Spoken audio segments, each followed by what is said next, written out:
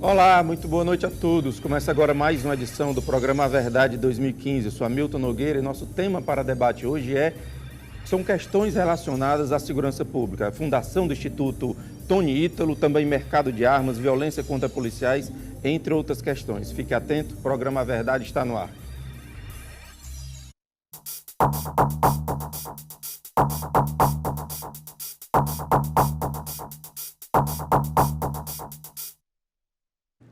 Olá, estamos no ar. Lembrando sempre, você participa, 3486-1721, Twitter Hamilton Nog ou Facebook Hamilton Nogueira. Participe ao vivo nesta terça-feira. Lembrando que às sextas e aos domingos, sempre a partir das 23 horas, você vai estar conferindo as nossas reprises. Além de você que participa de casa, aqui conosco no estúdio hoje estão o Ricardo Moura. Ricardo, você já o conhece, ele está sempre conosco, é jornalista e doutorando em Sociologia. Também conosco, voltando ao programa, Manuel Clístenes, que é juiz de direito e juiz de direito da 5ª Vara, não é isso, Clístenes? Major, pois não?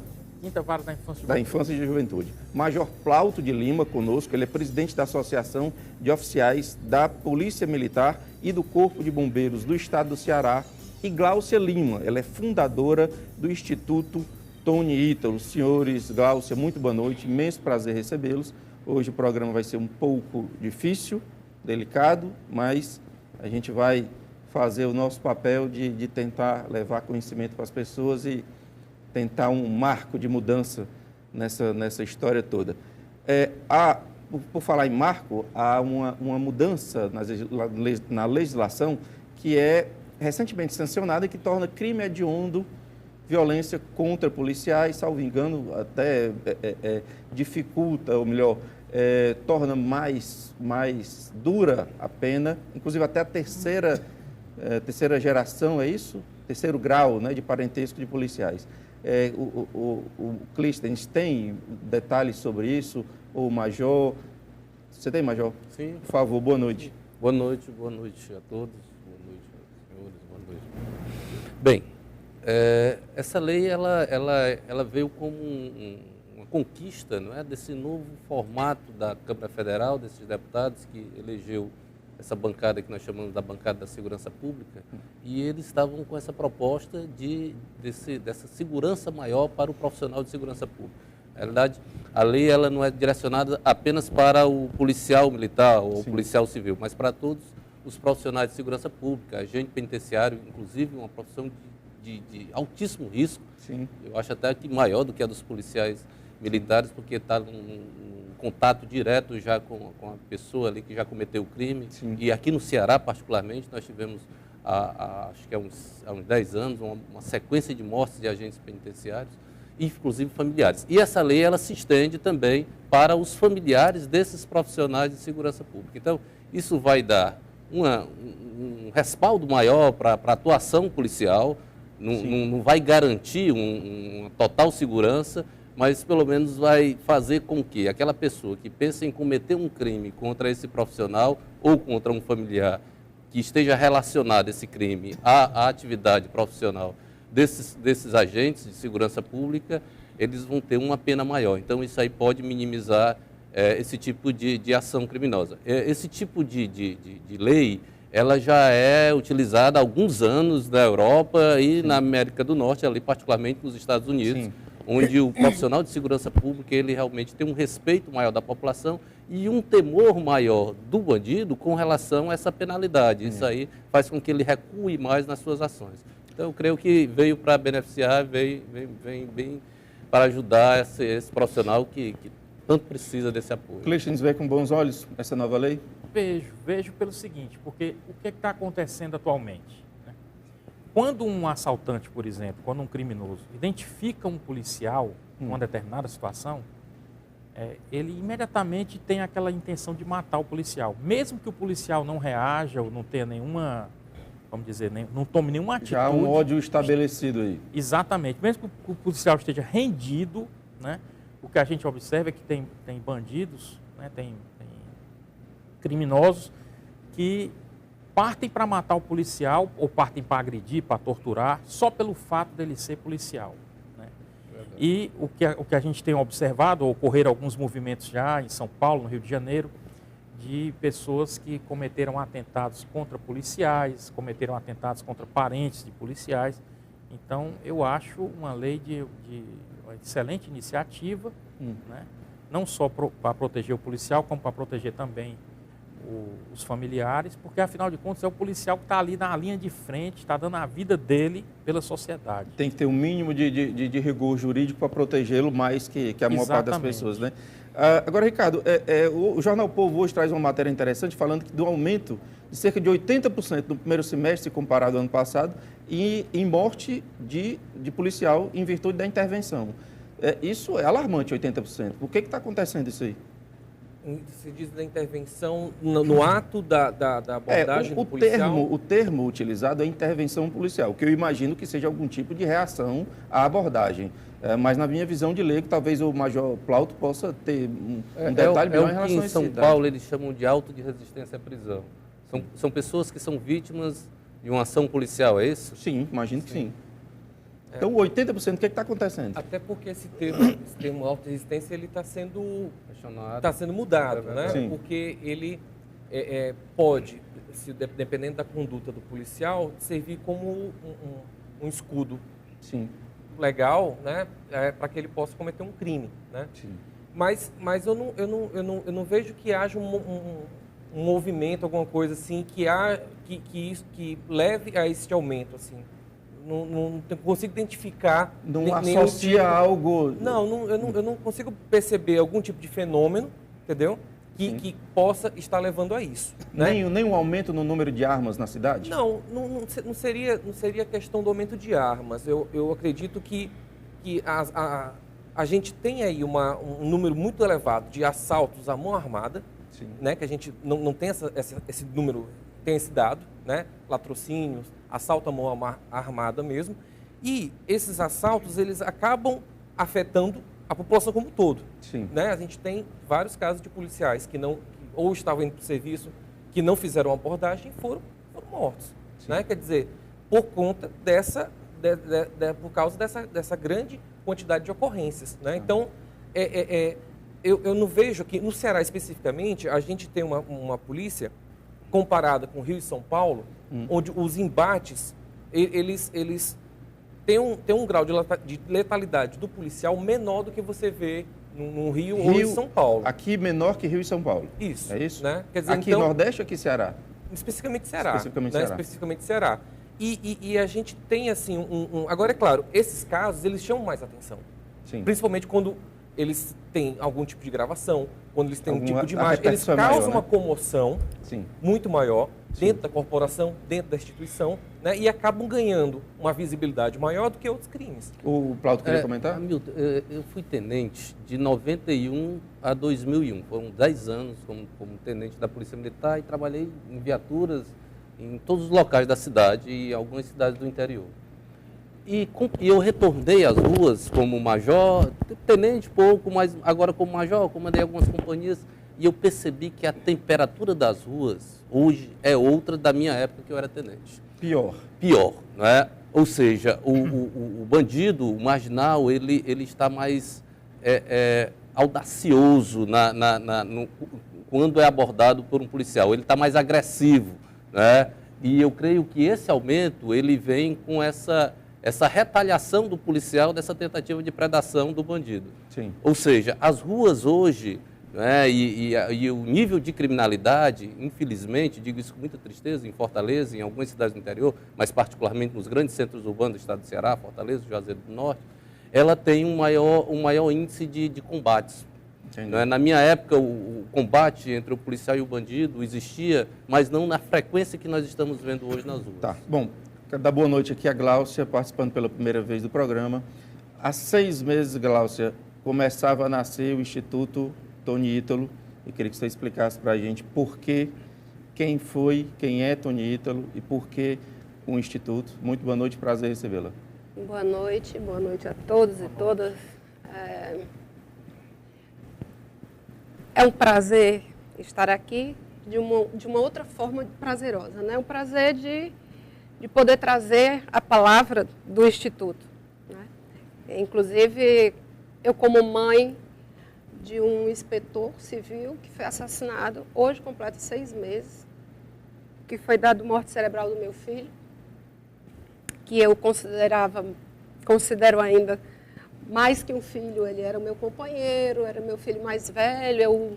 Quando ele nasceu, eu era muito jovem, uma menina. Fiz vestibular na maternidade. Aí vocês imaginam a relação que a gente tinha, né? Eu costumo dizer que nós crescemos juntos. Ele frequentou a faculdade comigo, foi meu padrinho de formatura. Então, ele foi um menino que cresceu, desenvolveu e amadureceu muito cedo. E me ajudou a cuidar dos irmãos. E tinha uma carreira, uma vida profissional. Era formado em Direito, estava qualificando o mestrado de Direito Tributário. Era um professor universitário. Fez o último concurso no dia 18 de janeiro. Tirou uma excelente colocação aí, pelo que nós soubemos. Mas eu perdi um filho, né? A sociedade perdeu um cidadão, um instrutor da academia de segurança, um professor da universidade na área do direito, um jovem estudioso, escritor, com muitos artigos publicados, livros. E esse vazio que dá, essa tristeza que dá, e a gente tenta transformá-la em ato, né? Porque a gente, inclusive, costuma dizer assim, tem que rezar muito, né? Para aguentar essa dor, mas aí a gente olha a expressão da palavra oração. O que é oração? Orar e agir, né? Ação. Então, como fazer para lidar com essa dor? Você tem 2 saídas, ou se revolta, ou você se transforma numa pessoa altruísta, proativa para a sociedade, porque essa é uma doença da sociedade. E a sua reação, Meu filho foi vítima fundar o Instituto. Isso. Qual o objetivo do Instituto? Que é o seguinte, na realidade, o meu filho tinha essa preocupação social, desde menino. Inclusive, eu sempre costumo provar, porque eu escrevi um livro há alguns anos, e ele era menino, criança, e eu relato que ele ficou interessado quando eu adquiri um terreno para a gente estruturá-lo para trabalhar com ações sociais, né? Então, ele cresceu com isso. Ele dizia que o sonho dele era ser juiz, que ia ser um juiz humano, como a gente imagina com um filho bem, como a medicina que a gente quer. Eu também tenho um filho acadêmico, que a gente trabalha com com esse ideal, esse objetivo. E nós estávamos evitando esforços para implantar, porque ele tinha terminado, fez o concurso, então estava qualificando o mestrado, ele estava escrevendo muito. Então, estava no tempo adequado, ele disse, vamos fazer então, vamos estruturar. E estávamos querendo montar um espaço para dar orientação, porque ele dizia assim, mamãe, as pessoas dão muitas voltas, perdem muito tempo, porque não sabem onde ir, que documento levar. E essa ideia dele, a gente comprou. E como a gente se encontra todo mês com os amigos, com familiares, para uma oração que a gente continuou fazendo, da época que ele foi baleado, ele ficou 4 dias na UTI, a gente começou a se reunir, né, para meditar. Então, a gente começou a crescer, criar corpo. Tivemos muito apoio da PAV com relação a isso, porque o projeto cresceu de tal forma que não ficava só mais na área de orientação da justiça, mas abrangendo outras áreas, como a saúde, a educação, a arte, a cultura. A gente vai voltar sempre a mais detalhes, daqui a pouco eu vou até exibir um vídeo. Eu quero só uma pergunta bem objetiva para você, para eu puxar uma discussão importante, que é do momento do Brasil, se nesse crime havia algum menor. Havia. Eu quero perguntar ao Cleiton, se está envolvido diariamente com essa questão, se você é a favor da redução da maioridade penal, como está no Congresso hoje. Eu tenho um ponto de vista híbrido, né, no seguinte sentido. Eu sou a favor da mudança da legislação. Né? Então, para que você dê medidas socioeducativas, que é o equivalente da pena do maior, medidas socioeducativas mais severas para aqueles indivíduos que cometerem crimes hediondos e crimes gravíssimos. Né? Então, por exemplo, como essa iniciativa do senador José Serra, que eleva até 10 anos, né, período de internação, coisas desse tipo.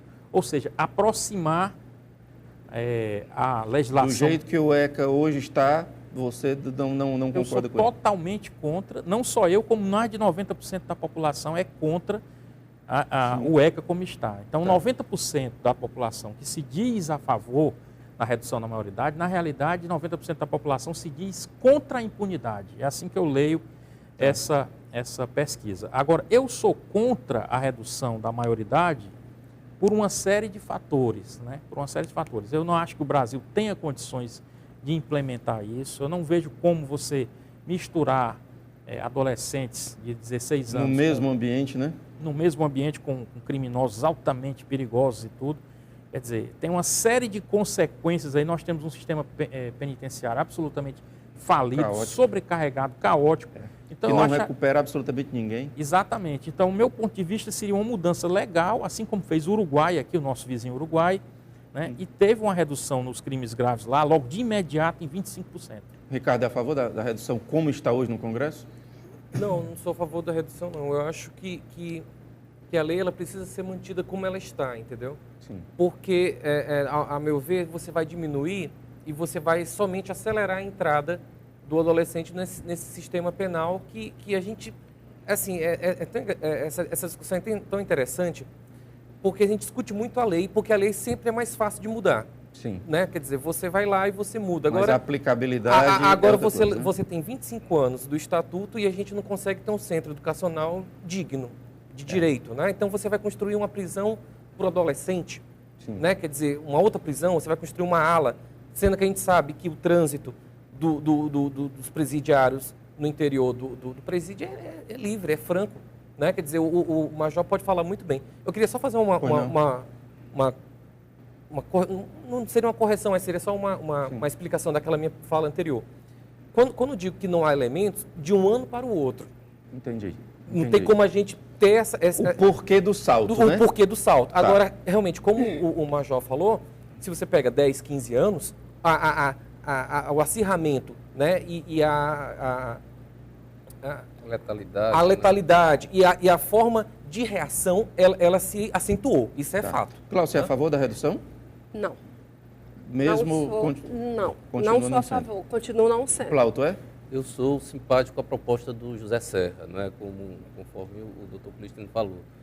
Eu acho interessante, eu acho que não pode, da forma como está, já demonstrou que é fracassado, o sistema fracassou, como o Ricardo falou, que também tem que ter essa reforma enquanto o garoto estiver lá internado, mas também o sentimento de impunidade que passa o Estatuto para o cidadão, principalmente aquele que tem um familiar que foi vítima daquele jovem, ou que foi vítima daquele jovem e conseguiu escapar, dá esse sentimento realmente de que a lei não funciona e passa também para o jovem que, enquanto jovem, eu posso praticar alguns tipos de crime que a minha penalidade vai ser menor. A proposta do Zé Serra, sim, aí ele não reduz a maioridade penal e eu acho que é a que vai vigorar mesmo, que vai passar no Senado e não vai haver a diminuição da maioridade penal. Eu volto com você no segundo bloco, Glaucia, porque eu preciso fazer um breve intervalo. Queria mandar um abraço aqui para o pessoal do Lagamar, meu querido amigo Del, lá, que é presidente da CUFA, o Rosinaldo, o Narcélio, pede que eu mande um abraço, um salve para o Lagamar. Então, com muito prazer, como eu sempre faço, a favela, como eles chamam, é muito bem-vindo aqui. Sempre que quiser e puder participar do programa, será um imenso prazer. A gente volta já com o segundo bloco. Um grande abraço, até já.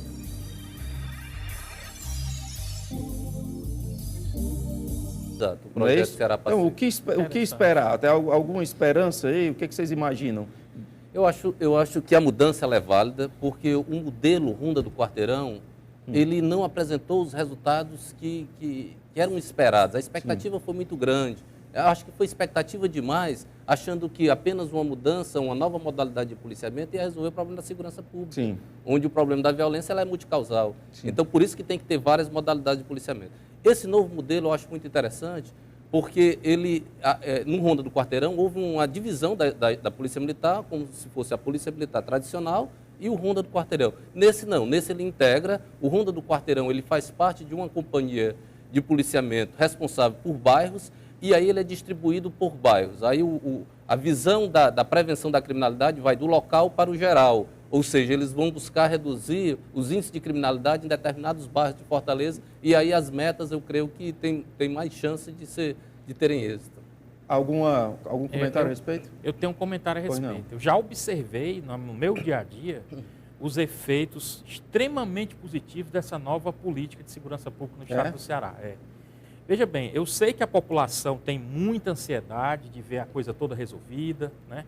De uma hora para outra, aquela coisa toda, mas já eu percebo que, vamos dizer, a um médio prazo a gente vai ter resultados bastante eficazes. Médio prazo significa um mandato? Não, menos. Menos? A coisa de Já 6 tá tendo bons meses. resultados. A gente já... 22% é uma redução. Pois é. Esses números Aí- são confiáveis, Major? São, de homicídio, sim. De Veja homicídio, bem. sim. Agora, o que o menino falou, desculpa, que o Ricardo falou com relação a crimes contra o patrimônio, aí não, né? Porque aí existe realmente uma cifra oculta. Mas de homicídio são confiáveis. Veja bem, confiáveis. o que acontece é o seguinte, que a população não sabe, não tem conhecimento, né? Não está vendo aquilo ali.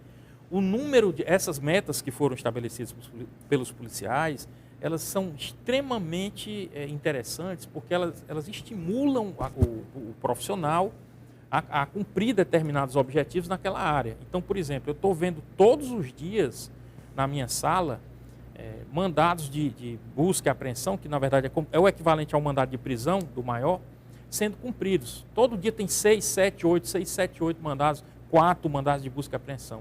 Gente que estava na rua que não era para estar, foragido de centro educacional, etc. Tá. Entendeu?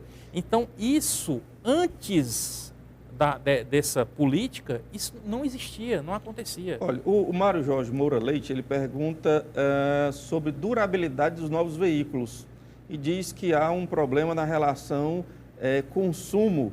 E ele também afirma que a Hilux, embora mais cara, tinha o usufruto durante mais tempo, tinha maior tempo de duração. Alguém tem? Eu Ou não? posso Por favor, falar? à vontade. Há talvez menos de um ano, a gente teve um debate que eu estava ouvindo na Assembleia entre os deputados, Sim. e foi colocado um dado com relação à educação, com relação à questão de gastos, Sim. e eu fiquei horrorizada, porque a manutenção das Hilux, o que se gastava com manutenção das Hilux, Sim. Verdade. e com banda, desculpa, do forró, eu não sei Sim, como é que chama, o forró eletrônico, essa música de...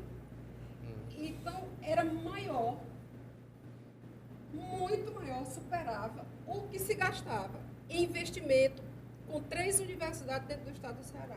E aí, Então, a gente vê... e aí tem a ousadia de dizer que não tem dinheiro, não tem orçamento Então, para aplicar na faculdade. Por isso que eu entrei nessa questão, porque eu Sim. queria até falar, vocês falarem em Ronda do Carteirão, eu gostaria de colocar uma coisa, que a minha expectativa com relação à Ronda do Carteirão sempre foi totalmente diferente da que as pessoas imaginavam, assim. Não era uma... Pode parecer poético, né? Eu sou mesmo sonhadora.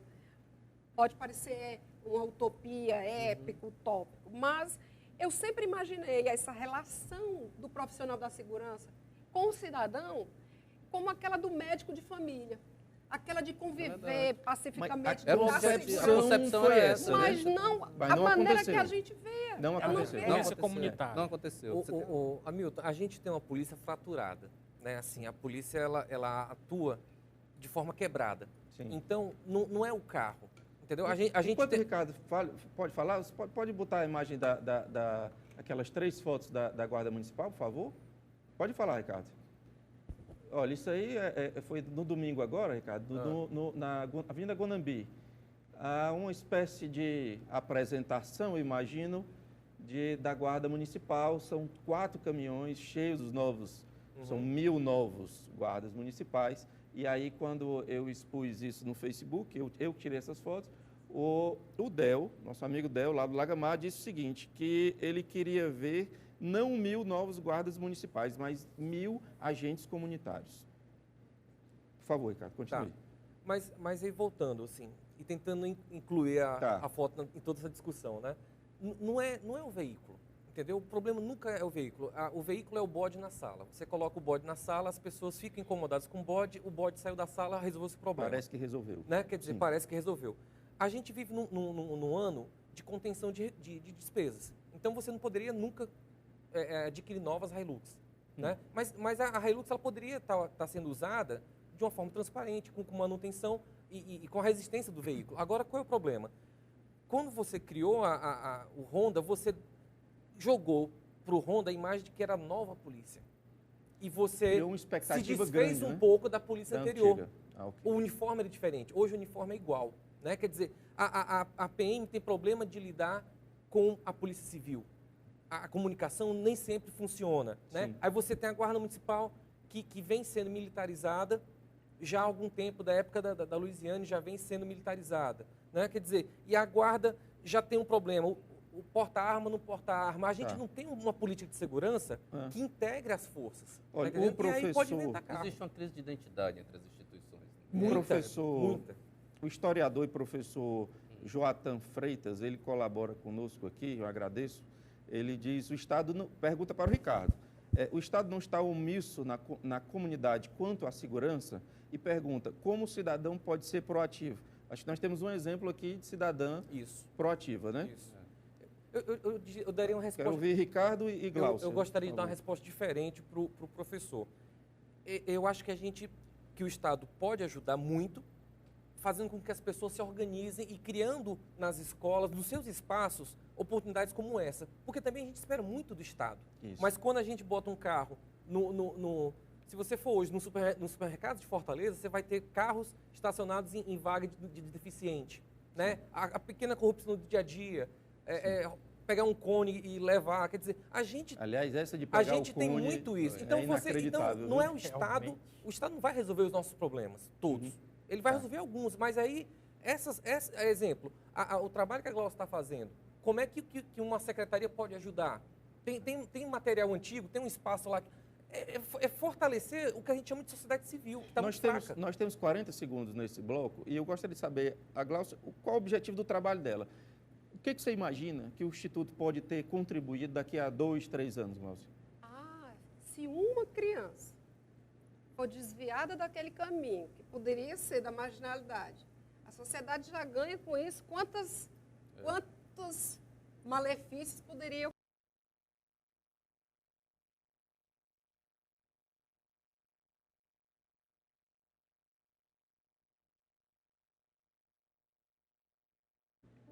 Olá, estamos de volta, terceiro e último bloco do programa Verdade de hoje, falando sobre coisas que permeiam a segurança pública, entre elas a fundação do Instituto Tony Ítalo, também mercado de armas e outras mais. Você participa, 3486-1721, Twitter é Milton Nog, o Facebook é Milton Nogueira. Participe ao vivo nesta terça-feira, lembrando que às sextas e aos domingos, sempre a partir das 23 horas, você vai ter a condição de ver as nossas reprises ou recomendar.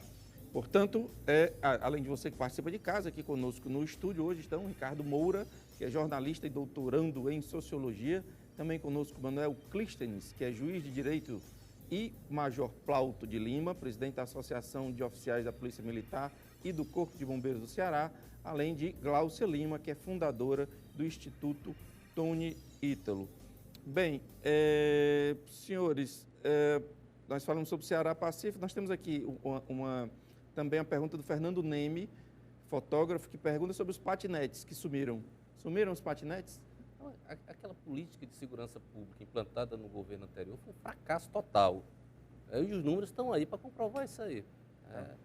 Foram iniciativas caras, extremamente onerosas e improdutivas. E o pior, ele jogou ainda a segurança pública para a maior crise da história dela.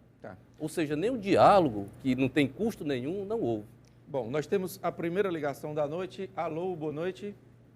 Boa noite. Seu nome, por favor? José Denizado Almeida Cipriano. Eu José, queria falar... muito prazer falar com você, José. Você tem pergunta ou comentário aqui para os nossos convidados? Eu queria uma pergunta bem objetiva para falar aí com o doutor. Fique à vontade. Ele está dando essas opiniões aí, porque ele nunca foi assaltado, né? Nem o cidadão aí, o capitão aí, sei lá, não é isso? Tá, você está falando do Clístenes e do Major Plauto, que nunca foram assaltados, por isso estão dando essa opinião, é isso? O juiz também. O juiz também. Interrogue, por gentileza, para ele. Então tá ok. José, agradeço demais a sua participação. Ligue sempre que puder e quiser. Foi um imenso prazer falar com você. Eu vou começar. É uma ironia do destino. Eu já fui assaltado e fui assaltado por 4 menores de idade e, inclusive, fui agredido. Fui agredido. Eu entreguei todos os objetos aos menores de idade que estavam me assaltando, tá entendendo? E não foi suficiente, eles ainda me bateram e tal, aquela coisa toda. Foi um assalto que houve na Praia de Iracema, num período que estava havendo muito arrastão aqui em Fortaleza, né? Agora, eu acho que o cidadão não entendeu o meu ponto de vista. O fato de eu ser contra a redução da maioridade não significa que eu seja a favor da impunidade. Sim. Eu sou a favor de uma mudança São coisas legal. distintas, São né? coisas bem distintas. Eu sou a favor de uma mudança legal para que se dê mais rigor à lei e se trate diferente os casos que são diferentes. Então, por exemplo, se o indivíduo... Vamos dar um exemplo aqui, o seu exemplo, né, do caso do seu filho que foi assassinado. Então, um indivíduo desse, ele não pode ser tratado igual ao que rouba um celular no meio da rua. É um crime infinitamente de maior gravidade social. Então, né? eu defendo que a lei seja alterada, né, para os menores de idade, no sentido de que se dê uma maior severidade para aqueles que cometem crimes mais graves. Tá. Olha, o Luca, ele contribui conosco dizendo o seguinte: qual o papel do Estado nas periferias? Buscar políticas de ressocialização ou punir? Eu vou fazer aqui um gancho dessa pergunta o Narcélio, que é lá do Lagamar. Ele diz o seguinte: diga que nas periferias a única política pública que chega é a de segurança e ainda de forma errônea. Lagamar é um negócio que mexe com você por conta, salvo engano, tinha um de lá, né? Mas eu fiquei mexida com o que o rapaz falou, o José? Primeiro. Sim. O José, porque, José, não existe dor, não existe agressão maior que o ser humano possa sofrer do que uma mãe ter um filho exemplar como eu tinha, querido, amigo, bom, ser assassinado cruelmente, sem direito a nada. E hoje, seu José, faz 6 meses que isso aconteceu. Eu, como mãe desse cidadão, e como cidadã, na minha vida prática, eu luto. Eu sou coordenadora geral de um fórum de mulheres que luta no combate à violência dentro do fórum de mulheres, principalmente contra as mulheres, mas também em defesa das minorias que são atacadas neste país de 500 anos de atraso, de 400 anos de escravidão, de perseguição a índios, quando aqui chegaram os europeus, e que, infelizmente, a gente vê diariamente campanhas homofóbicas, racistas, sexistas. E nem por isso você é a favor da redução da maioridade, seria isso? É isso que eu quero dizer para ele. Não é reduzindo a maioridade que nós vamos resolver o problema.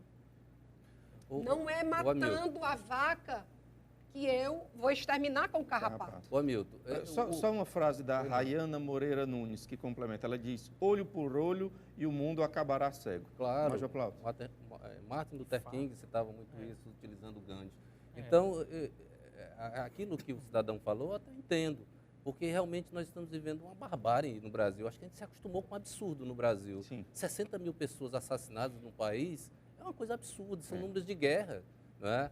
Eu já fui vítima da violência. Eu também fui assaltado. Né? Eu tive arma na cabeça também. Já tive amigos. Já tive a minha casa invadida. Já tive amigos mortos, mas nem por isso eu prego essa barbárie. Eu não prego, eu não seria a favor do olho por olho, dente por dente. Vamos ouvir o Ricardo? Você que fez a pergunta da periferia, foram 2 pessoas, não foi? O Narcélio já havia feito esse comentário e da periferia foi o Luca. O Luca.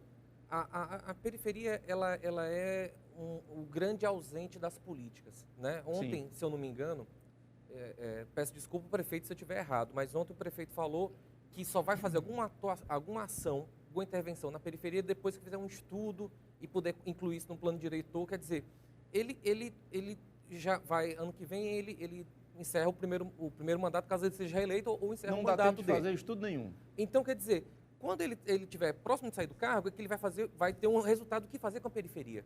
Né? E isso me preocupa muito, porque a gente gasta muito tempo e energia discutindo Praça Portugal, questões diárias, que tem uma infraestrutura já E consolidada. aquele local que deveria ser a prioridade, E aí você tem está dependendo do estudo. um local que deveria ser prioridade do ponto de vista social, né? Porque a gente tem a fortaleza turística, que é a grande prioridade de todas as ações, Tá. né? Do governo. E aí, quando o Estado está presente, é diferente. Né? Quando você tem a água na sua casa, quando você tem esgoto, quando você tem acesso a serviços. E a política, todas as políticas, se você for reparar, é no sentido de fazer com que a periferia vá para os locais ditos nobres. Né? Mas por que não se faz o inverso? Por que não se tem centros culturais, espaços para que as pessoas da periferia possam circular no seu Isso local? sequer está posto nos debates para prefeito. Se você pegar os últimos 15 anos, sequer está posto. Sequer é perguntado por jornalista nenhum. Bom, nós temos aqui o comentário da... Deixa-me ver aqui. Da Érica. É isso? Érica Sato diz que o debate está sendo muito rico. Também sou contra a redução, mas anseio por uma sociedade mais justa. Parabéns pelo debate. Érica, muito obrigado pela sua presença, pela sua palavra. Bastante importante a sua manifestação. Alguém, o Cleiton ia falar? Eu interrompi, é isso? Eu estava falando. Major. Eu entendo, Hamilton, né, que quando nós colocamos para a polícia, civil ou militar, ou para as forças de segurança, a solução para os índices de criminalidade e de violência, isso a gente está, de uma forma implícita, dizendo que o Estado fracassou. O Estado fracassou. Então, quando um país coloca nas mãos das suas forças de segurança toda a responsabilidade para a diminuição da criminalidade, ou ela quer se omitir de outras responsabilidades maiores que poderia evitar esse crime, ou ela simplesmente jogou a toalha e disse assim, olha, não tem mais jeito, vamos estabelecer uma guerra urbana aqui nessa cidade. Tem uma seguinte pergunta que me chegou aqui, a moça está me passando, que um policial militar chamado Bruno ligou perguntando, dizendo que os policiais militares são colocados dentro de uma viatura, 2, ele está citando, e sem o devido preparo. E aí, quando ele erra, o Estado se volta contra ele. Como solucionar isso? Esse é outro debate que não está sendo posto.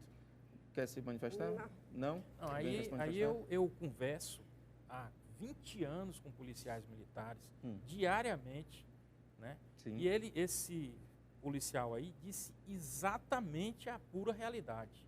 O que acontece? O governo...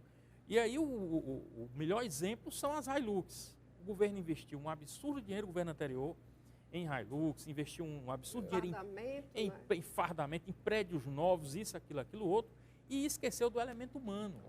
Então, onde é que está o treinamento desse pessoal? Eu converso com policiais, ele diz, não, doutor, eu dei 50 tiros para ir para a rua. 50 tiros não é nada. O Kleber Carneiro, nosso amigo aqui, que sempre participa conosco, pergunta como está o caso do turista americano que foi assaltado e sofreu agressão física de frente à casa do turista. Alguém tem alguma informação sobre isso? Não sei. Não, aí está a cargo da Polícia Civil para as investigações. Foram apreendidos três adolescentes, se não me engano. Foi? Mais uma vez, adolescentes. Nessa questão. O Del lá do Lagamar, o presidente da CUFA, que faz um trabalho primoroso, precisa ser exaltado, porque é uma voz quase sozinha. Verdade. Ele diz o seguinte, na favela queremos arena igual ao Campo do América, trabalho para os jovens e apoio às famílias. E o Del é um trabalhador incansável em busca disso. Porque a política pública que chega é só política pública de segurança. E uma política pública, muitas vezes, utilizada já no passado, que não mostrou bons resultados. E essa política pública, muitas vezes, ela entra de uma forma muito agressiva nas comunidades mais carentes. O Del tem razão. O Del tem razão e ele tem trabalhos nessa área. Agora, eu creio que esse trabalho ele não deve ser apenas de uma organização não governamental. Sim. O Estado é que tem mais musculatura para oferecer esse serviço para essas comunidades. Glaucio, você quer comentar? Eu queria falar aqui, porque assim, às vezes as pessoas me veem falando, e aí trabalhando nesse projeto, com essa equipe, né, que está começando de 100 pessoas, digamos assim, que está começando esse instituto. Hoje tem 100 pessoas no instituto? Hoje, porque fizeram parte assim, dessa fundação, mas a gente vai, quanto mais, né, um mais um é sempre mais que dois, né, vamos precisar de todo mundo. Mas eu queria dizer que eu sou... Conte conosco aqui da TV para as divulgações necessárias. Muito obrigada. Eu até já agradeço, inclusive comecei falando do prazer de estar aqui, exatamente porque a gente traz essa mensagem de paz. Mas eu queria dizer também que as pessoas confundem as minhas palavras achando que eu não quero justiça. Eu quero sim. Claro. Eu anseio. Olha Se um isso. filho meu faz uma prova na escola e tira uma nota, ele tira aquela nota de acordo com o que ele estudou e com o que ele produziu no resultado. Então, se o cidadão, né, se a criatura humana assassina um filho, que é um cidadão de bem, eu não quero justiça para quem fez isso com ele? Claro que eu quero. Eu quero a justiça, eu quero a paz e eu quero caminhos para a paz. Eu quero caminhos para essa justiça. Mas eu não acho, eu particularmente, eu como pessoa, como ser humano, dentro de um projeto desse porte, eu não imagino que seja me armando, me revoltando e indo em encontro Nem se com o que eu vingando. penso. Não, de forma alguma, vingança não. Deixa eu só passar dois recadinhos doutor. aqui. O Gabriel Brandão diz que o debate é salutar com pessoas que entendem do assunto. Parabéns, muito obrigado pela sua manifestação, Gabriel. E o Del, o presidente da CUFA, diz: envia um abraço ao juiz, que a favela gosta dele, viu? E Beleza. o Plauto é parceiro das antigas e se garante. Nossa. Ricardo. Não, a gente está fazendo uma discussão aqui sobre periferias e centros, né? Na verdade, não há a periferia e o centro. A periferia está dentro do centro e o centro também está dentro da periferia. No sentido de que quando a polícia está na periferia, ela é o Estado. Sim, Então ela está lá, o Estado está lá. Né? A gente quer mais Estado. sim. Pode ser, né? Mas me preocupa que todas as nossas discussões que a gente vê no Congresso, que a gente vê no dia a dia, são discussões que pregam soluções bélicas, de mais confronto, de leis mais rigorosas. A gente não está discutindo a sociabilidade. Mas olha, na última campanha para prefeito, Roberto Cláudio disse uma coisa que fez uma promessa de campanha que me chamou a atenção, que era iniciar o processo de destruição dos muros, dos limites. Ele queria dizer, metaforicamente, as diferenças entre as muitas fortalezas. A gente sabe que isso é um processo longo, de décadas, e que mexe muitos interesses e de uma cultura enraizada. A minha pergunta é muito simples. Esse processo começou, deu um pequeno passo, pelo menos? Não, ele Alguma retroagiu. atitude que tenha começado esse processo longo? Esse processo, ele retroagiu Sim, a níveis anteriores de Luiziane Lins. sim. Entendeu? A gente tem que, em algum momento... E aí, a presença do DEL, a fala do DEL, a fala da professora é importante porque os movimentos sociais, as organizações, as associações de pessoas, E elas a têm que... cultura? E cultura Pois é um segmento que atrai muito. Sim. E a professora falou isso no começo. Pois é, Ou quer não? dizer, as pessoas elas têm que se organizar nesse sentido. E eu vejo que as pessoas que estão na periferia não conseguem ter essa organização. E aí a gente tem uma política viciada, muitas vezes, de líderes comunitários, de compra de voto, que em troca daquela satisfação imediata do voto, né? Quer dizer, eu vou colocando pessoas que não me representam, Tá. que nunca, às vezes, nem conhecem a realidade ali. E aí fica muito difícil de você mudar alguma coisa nesse sentido, né? Eu queria ver tenho sobre essa história, Clístenes, por não. Eu tenho uma visão mais otimista. Né? Eu acho que algumas iniciativas bem interessantes foram tomadas. Eu cito como, por exemplo, o próprio Campo do América, Já é uma dessas que o atitudes. Del falou aí, nós queremos o Campo do América. Exatamente isso. Se nós tivéssemos campos do América Vários, né? espalhados pela cidade, a gente estaria realmente com uma cidade bem diferente. E uma outra iniciativa que eu saliento são os Cucas, né? Sim. E também são muito interessantes. Pena que são poucos. E doutor, tem uma né? qualidade de programação impressionante. Ricardo, Gente, infelizmente eu vou... acho que Me deixa só fazer uma Muito arenga. rapidinho que a Deixa gente só já fazer tá uma terminando. arenga com o doutor. Pois não. Duas ações da gestão anterior. Mais eu terminadas também desse, né? lembrei. Pois é. É, interessante. Bom, senhores, a gente tem 2 minutos apenas e eu costumo dar um tempo livre para cada um para que as considerações finais sejam realmente democráticas e livres. Então, Ricardo, quer começar, por favor? 30 segundos. Não, eu acho assim, que as pessoas possam estabelecer um debate, que hoje a gente não consegue mais debater sem ofensa, sem já taxar o outro de petralha, de não sei o quê.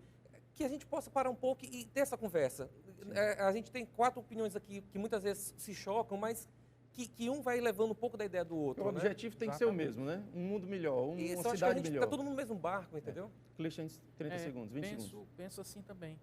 Eu acho que, concordo com o Major Plauto e com o Ricardo aqui, né?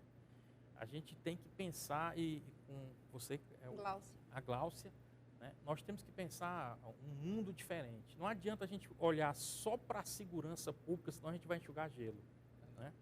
Se a gente olhar só para a construção de presídio, para concurso de PM, aumento do quadro dos PM, compra de Hilux, ninguém vai conseguir realmente conter o problema como ele realmente é.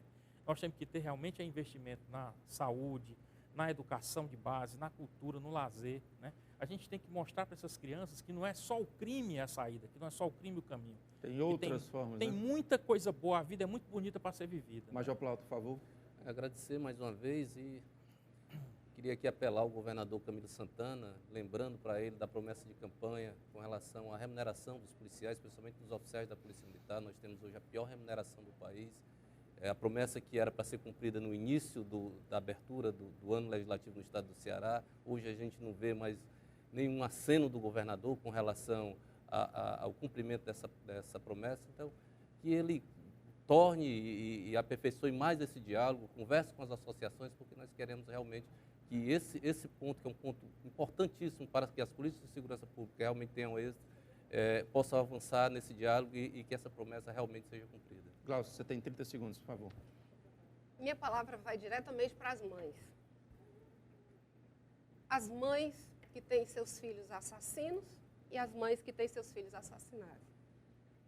E hoje, como aniversário da minha mãe, se ela estivesse viva, minha mãe passou pela mesma situação que eu passei. Teve um filho assassinado.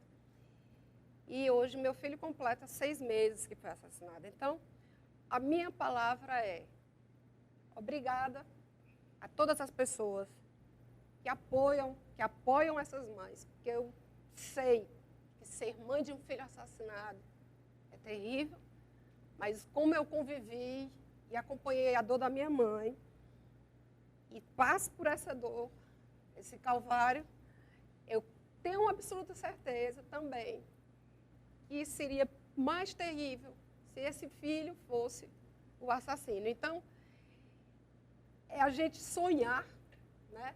Não desistir nunca. Não é achando que um sonho é impossível, que a gente não ouse querer. Pois tudo na vida principia em forma de sonho. Então, vamos sonhar que a gente vai conseguir um dia encontrar minimamente essa paz, essa justiça que a gente busca. Que a gente continue lutando. Não vamos desistir, não. Dói muito, não está fácil eu estar aqui, eu ainda não estou dirigindo, eu ainda não estou fazendo minhas atividades, eu aceitei o convite que o amigo me fez, porque eu acho que é importante, porque o que é que me resta? Eu não vou trazer meu filho de volta, é claro. Mas ele pensou, imagina, a gente diante de localidades de vários terrenos, perto da praia, perto da serra, mas sabe onde ele escolheu? No meio dos presídios, entre presídios e manicômio judiciário. Gláucia, Major, Clístenes, Ricardo, agradeço demais a presença de vocês, foi um imenso prazer conversar com todos. Agradeço também a presença virtual do nosso amigo Del do Lagamado, do professor Joatan, do Gabriel, do Kleber Carneiro, também por Facebook da Érica, da Rayana, e agradeço quem ligou, agradeço você que acompanha. Terça-feira que vem a gente está de volta com outro assunto importante, relevante, que é sim do seu interesse. Um grande abraço e até lá.